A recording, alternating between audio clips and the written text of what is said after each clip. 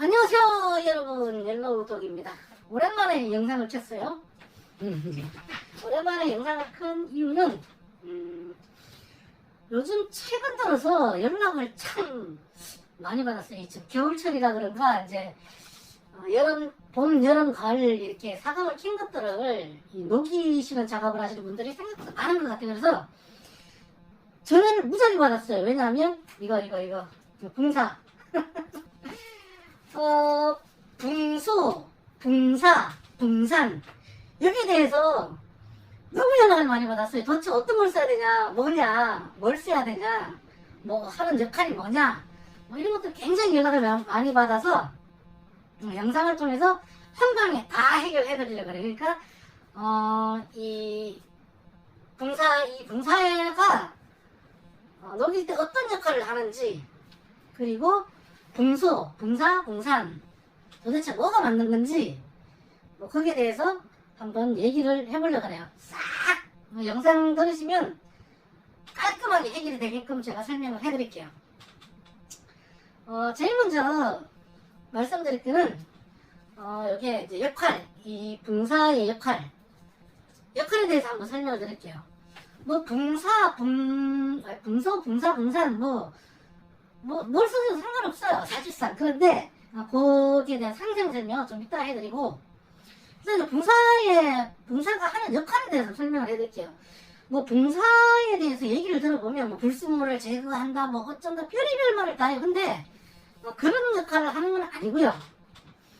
여기에 대해서 제가 딱 설명을 드리면 딱 얘가 하는 역할은 한 가지예요. 뭔가 하면 이 금속과, 우리는 금을 녹이잖아요. 그러니까 금과 공기, 쉽게 말하면 공기 중에 있는 산소하고 만나는 걸 차단시키는 역할을 해요. 여기 이제 금이다, 이제 딱 녹이면 얘가 만약에 산소랑 만나면 얘가 산화를 시작해요.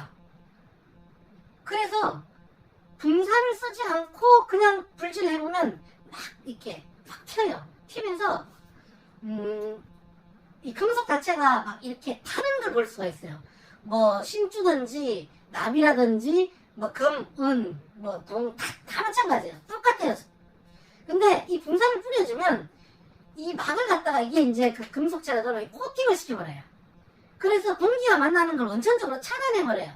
그래서 얘는 조금 들어가면 코팅막을 얇게 형성하겠죠. 그럼 중간과 떨어지는 공기랑 만나는 부분이 있으니까, 그러면서 문제가 뭐가 되는가 하면 산화를 시작해요. 그래서 붕소는 뭐 좀 많이 주는 건 상관없는데 조금 주는 거는, 좀 적게 주는 건 문제가 그렇다고 해서 너무 많이 주면 안에 막 똥이 가득 차가지고 좀 힘들어요, 작업하기가. 그러니까 적당히 어느 정도냐, 주신 양에, 여기 보면 그 금속, 이렇게 우리가 사금을, 이제 여기 도가니인데 도가니 작업할 때 만약에 금을 갖다가 만약 10g을 넣는다 그러면은 한 0.5g 정도, 20분의 1 정도면 정말 많은 양이에요. 넉넉하게 주는 거예요. 뭐 그 정도만 돼요. 자, 그러면 붕소, 붕사, 붕산에 대해서 이제 설명을 해드릴게요. 일단은 붕소에 말씀, 붕소는 이 원소 기호예요. 말 그대로 이 물질의 이름. 우리가 뭐 칼슘, 칼륨, 나트륨 뭐 이렇게 하잖아요. 금, 뭐 은, 그 원소 기호예요. 말 그대로 붕소, 원소 기호. 그리고 붕사와 붕산이 있는데, 그러면은 이 붕사와 붕산은 이 원천적인 물질은 원소는 뭔가 붕소예요. 붕소. 네, 붕소라는 거예요. 자, 붕소. 그러면 붕사는 뭐냐 하면, 우리가 이 붕사를 보면 이렇게 가루가 져 있어요. 안에 보면 이 가루가 져 있는데, 그걸 뜯어서 좀 볼게요. 이렇게 하얀 가루가 져 있어요. 이걸 보면 무슨 화공약품 같아요. 그쵸? 근데 그건 아니에요. 뭐냐면, 우리가 그 소금 있죠. 저기 바다가 아니고 암염이라든가 뭐 이런 것들 있잖아요. 왜 보면 그 몽골이나 중남미, 그 중미 국가들 보면 막 거기 높은 고원지대에 보면 소금 호수가 있고 막 소금을 갖다 채취하잖아요. 그 소금을 캐듯이 똑같아요, 원리는. 그런 식으로 이 붕사라는 광물질이 나요. 그 광물질을 잘게 부숴놓은 게 이 붕사예요. 붕사. 잘게 부숴놓은 약간 천연물질인가요? 이 무슨 가공한 무슨 어떤 공업물질이 아니에요. 이 붕사는 천연물질이에요. 소금과 같은 천연물질이에요. 자, 그럼 붕산 헷갈려. 붕산에 대해서 설명드릴게요. 이거는 이제 붕산은 천연물질 뽀개는 거고, 그러면 붕산은 뭐냐? 붕산은 정제된 거예요. 어떻게 정제를 시키는가 하면, 얘를 갖다가 붕산을 황산이나 염산을 이용해서 나트륨 성분을 녹여서 빼는 거예요. 그러니까 붕사에서 나트륨 성분만 쏙 빼는 거, 그걸 붕산이라 그래요. 그래서 걔는 어떤 역할이 있는가 하면 물에 되게 잘 녹아요. 물에 엄청 잘 녹아요. 그냥 붕산은 물을 녹여보시면 잘 안 녹아요. 근데 붕산은 여기 이제 붕산인데 뭐 똑같아요. 색깔이랑 모양 똑같은데 얘는 입자가 좀 굵고 얘는 입자가 좀 커요. 그 차이예요. 그리고 여기 이제 붕산이거든요. 얘는 붕산, 얘는 붕산인데 그냥 눈으로 봐서 비슷한데 입자 차이 크기 말해서. 근데 어떤 차이가 있는가 하면 여기서 나트륨 성분을 쏙 빼냈어요. 여기서 붕사에서 나트륨 성분만 쏙 빼내면 얘가 돼요. 그러니까 순수 붕소 성분이 붕산에는 한 30% 정도가 있다 그래요. 붕산에는. 근데 붕산에는 50% 정도가 있다. 그러니까 한 20% 정도의 나트륨이 사라지고 없는 거예요. 그 차이예요. 그래서 자, 그러면 얘는 정제되기 전에 광물질, 붕산은 정제된 광물질, 물에 상당히 잘 녹는다. 그리고 물붕사라는 게 있어요. 물붕사는 뭔가 하면 이 붕산이에요. 붕산을 물에 녹이는 거예요. 물붕사를 해요. 자, 그러면 대체 어떤 걸 써야 되냐? 그러면 이제 붕소라는 물질이 붕사와 붕산으로 판매를 하고 있는데, 그럼 어떤 걸 쓰는 게 좋으냐에 대해서 알려드릴게요. 자, 일단은 함량이 높은 수는 좋아요. 붕산을 쓰시는 게 좋죠. 뭐 붕산 쓰셔도 상관은 없어요. 근데 어떤 차이점이 있는지 제가 설명드릴게요. 이 붕사에서 나트륨 성분을 뺀 게 붕산이라 그랬잖아요. 자, 그러면 거기에 대해서 설명을 해드릴게요. 자, 나트륨 성분을 빼지 않은 붕사예요. 붕사를 쓸 경우에 어떻게 되냐면 우리가 이 도가니 위에 사금을 넣고 이제 이 붕사를 쫙 뿌린단 말이야. 근데 달궈서 뿌리든가, 뭐 하기 전에 뿌려서 살짝 밑에 달궈서 미세금이 안 날아가게 놔서 다시 달구든가. 제일 중요한 건 우리가 캔 사금 그리고 사철, 거기에는 무슨 성분이 있는 거? 황성분이 있어요. 황. 사금에는 아무리 깨끗하게 정제를 해도 금에는 황성분이 필연적으로 포함되어 있어요. 같이. 현미경으로 보시면, 특히나 현미경으로 보면 정말 잘 보여요. 한 1000배율, 400배, 한 400배율 정도를 올려서 보면 안에 황이 있는 걸 볼 수가 있어요. 근데 이 황이 나트륨, 그러니까 이 붕사, 나트륨 정제가 되지 않은, 나트륨 정제를 하면 얘라 그랬죠. 나트륨 성분이 있는 이 붕사랑 만나게 되면 어떤 일이 일어나는가 하면 아황산 나트륨으로 바뀌어요.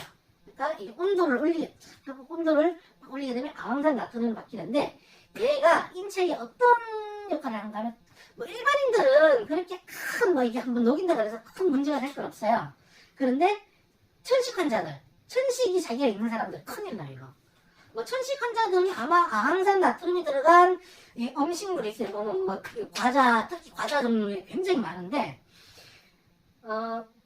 천식 환자들은 아황산 나트륨이 들어가는 걸 먹으면 절대 안 돼요. 독약이랑 마찬가지예요.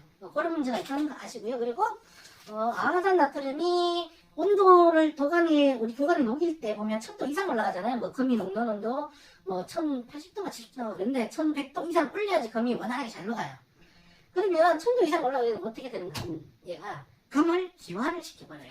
이 아황산 나트륨의 특징이 그래요. 금을 기화시켜요. 그러면 소량의 한 100g 이하, 20g 녹이는 거는 별 의미가 없어요. 근데 100g 이상을 녹이게 되면 한 1, 2% 정도를 날아간다 보시면 되는데, 왜 그렇게 1, 2% 정도에서 얘기하는 거면, 금에 포함되어 있는 황의 양은 다 달라요. 근데 금에 포함되어 있는 그 황의 무게만큼 금을 날린다 보시면 돼요. 왜냐면 그 황의 성분만큼 나트륨과 반응을 하거든요. 이 붕사에 있는 나트륨과 반응을 해요. 그래서 똑같은 그 황의 양만큼 금의 양을 기화를 시켜버려요.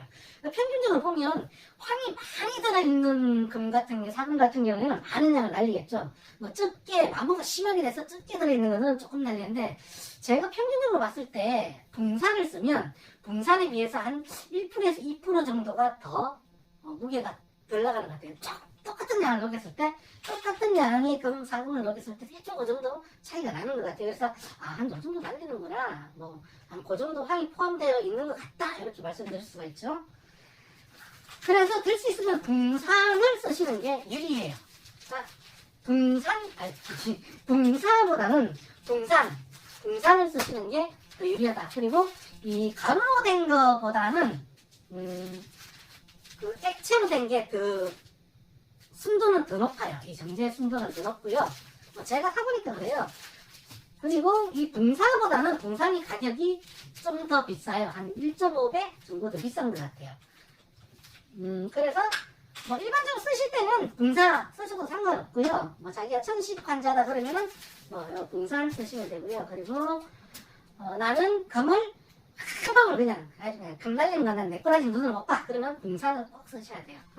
자, 오늘 붕산에 대해서 한번 알아봤습니다. 그리고 붕소가 도가니질을 할 때, 녹일 때 어떤 역할을 하는지도 한번 알아봤고요.